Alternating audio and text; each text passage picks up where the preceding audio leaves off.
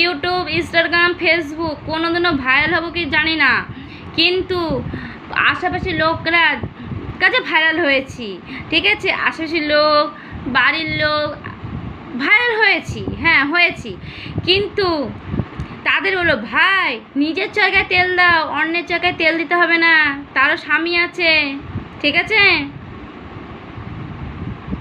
নিজের জায়গায় তেল দাও না, খেয়ে তো কাজ নেই, একটুখানি ডাল ভাত করে তারপরে লেগে দাও কার নিন্দা, কার চর্চা, কার ছেলে, কার বউ না নেই নিন্দা করতে থাকো, ঠিক আছে?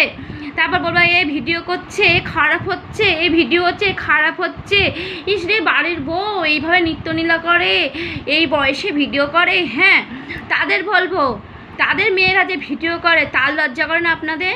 তার লজ্জা করে না? আমরা করলেই দোষ? তারা ভিডিও দেখো না, ঠিক আছে? এরম করে ভিডিও করে লজ্জা করে না? হ্যাঁ কাকিমা, যে দেখবে তাদের বলবো তোমরাও নিশ্চয়ই ভিডিও করো, তোমাদের বাড়ির ছেলে পেলে তারাও ভিডিও করে, তাদেরও বলবো তোমরা দেখো না, ঠিক আছে? তারা দেখো না, ভালো লাগলে লাইক কমেন্ট শেয়ার করে দেবে, দেখতে হলে ভালোভাবে দেখবে, মনে কাটি মেরে দেখবে না। মনে তো সবার পাপে পরিপূর্ণ, যে আমি ভালো খাচ্ছি ভালো পড়ছি সেটা তো কেউ দেখতে পারো না, সবাই ভালো থাকবে ভালো পড়বে সেটা তো কেউ বোঝে না, মানে আমি ভালো আছি আমি ভালো পড়ছি, লোকে থাকবো কেন, লোকে ভালো থাকবে কেন, তাই না? তার জন্য একমত হলে একটা লাইক করে দিও।